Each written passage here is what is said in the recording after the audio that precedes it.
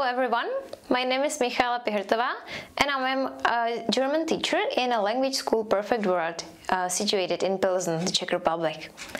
I'm really happy to introduce another German video and I hope that this will be useful. For today, I have chosen the topic of prepositions and we will have a look at how to connect prepositions and the word it in German. This is a really challenging thing for a lot of German students, especially at the beginning, so I'd like to make it clear and explain how to use it and how to connect prepositions and the word it. So let's get started. The first example we have is Damit habe ich kein Problem. Damit habe ich kein Problem. It means I don't have or I have no problem with it. So here we have this expression with it. I have no problem with it. The thing is that in German we will never say something like mit das. We don't say it, we don't use it like that. So when we have it and the preposition, we create like one word out of these two words, and instead of mit das we say damit. Here you can see in the brackets like the original words, and you can see that this word damit was actually created from das and mit. So we have the first part of das, which is it. We just omit the letter s and we use only da, and then there's the preposition with, like mit. So we have damit and it means with it. Damit habe ich kein Problem. I have no problem with it. And that's it. So you just put together the words das without s and the preposition. Let's look at another example. Wir warten darauf. Wir warten darauf, it means we are waiting for it. Here you can see the difference between English and German when it comes to the prepositions. Here it was the same, like I have no problem with it. With in German it means mit, so here it was the same. Here there is a difference because in English we say wait for something, but in German they choose the preposition auf, warten auf. So this is also a very important thing to mention, that in German we have to memorize the prepositions that collocate to certain verbs. So it is not just that we translate directly from English to German, we have to know which verb collocates with which preposition. So once again, wir warten darauf, we are waiting for it. Again, we have the expression preposition it for it, in German auf, das, and again we wouldn't say just auf das, we make this one word out of it, like before. So we use the beginning of it, which is das in German, so we use da, and then the preposition auf. And now it happened that we have two vowels next to each other. We have the letter A and then A again. So, just to make clear, if there are two vowels next to each other like this, we will add a letter R in between. And it's used so that we can pronounce it better. Yeah, so we pronounce better darauf rather than daauf. It would be quite hard to say quickly. So we put this letter R in between if there are two vowels, like this, A and A, for example. So once again, wir warten darauf, we are waiting for it. And one more example. Alle interessieren sich dafür. Alle interessieren sich dafür, it means everyone is interested in it.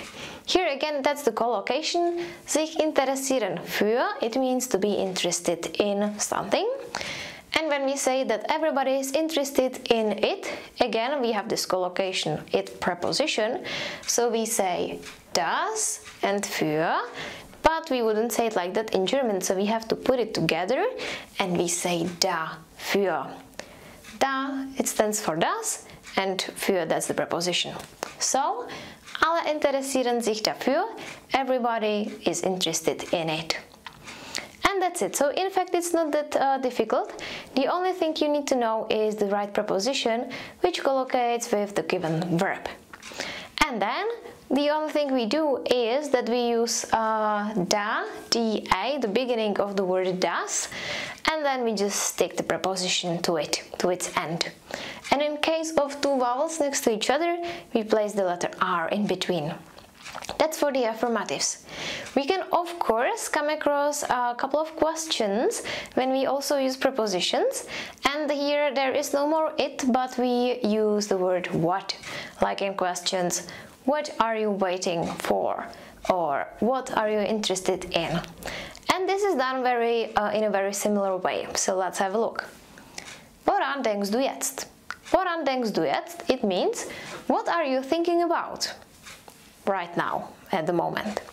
So again, here we have a verb with preposition, denken an, which means to think about, and we are asking like, what about? What are you thinking about? And we don't say in German was an or an was. We create one word out of these two in a very similar style. So we have the preposition, which is at the end of the word, and then at the beginning, instead of va, we slightly change it and we use the form vo. Vo and the preposition. And if we have two vowels, like here again, O and A, we put this little R in between to make it be pronounceable. So we say, woran denkst du jetzt? What are you thinking about now? Another example, worüber habt ihr gesprochen? Worüber habt ihr gesprochen? It means, what did you talk about? So here the verb with preposition is talk about. It means sprechen über. And again we ask like, what about? What did you talk about?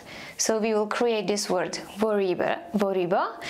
It was created from the preposition über and the word what, like was, changed slightly to vo, worüber. There are two vowels, so again we have this little R. And the last example is, womit verbringen Sie viel Zeit?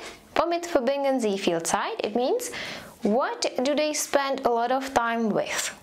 So here we have the verb verbringen, which means spend time, and it collocates with the preposition mit, spend time with something, verbringen mit.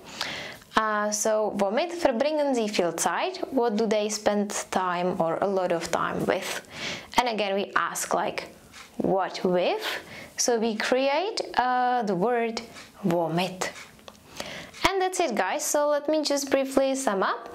If we have a collocation preposition plus it, we always create one word out of these two words, and we do it the way that we start with da and then comes the preposition.